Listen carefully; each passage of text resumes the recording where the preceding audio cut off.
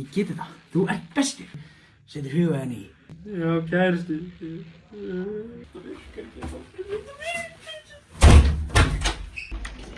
Góðan dag. Í dag ætlum við að tala um neysluhyggju og efnishyggju. Neysluhyggja er nefnilega bara svona þegar þú ert að kaupa og bara heldur að það sé besta sem þú getur gert, það er bara besta í verðinni. Bara kaupa. En efnishyggja er allt annað mál.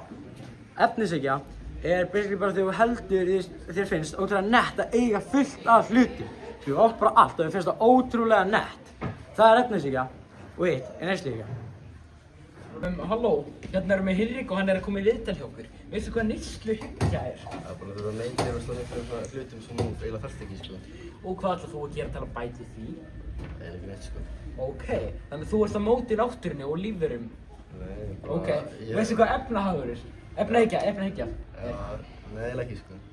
Það er eitthvað þegar fólk, það er ástæðan af hverju fólk vill kaupa nett föt af því þeim finnst það nett og eitthvað. Og veistu, hvað ætlar þú að gera til að bæta því? Bara kaupa nett föt sem er ódýrari. Það var málið, takk fyrir. Listinn á neysluhyggju er að kaupa minna, endurvinna, endurnýja og nota hlutunum svo átt. Efnishyggju er til dæmis að gera eitthvað sem kallast einn inn, einn út. Þegar þú kaupir eitthvað eitt nýtt, þá gefur eitthvað gamalt í staðinn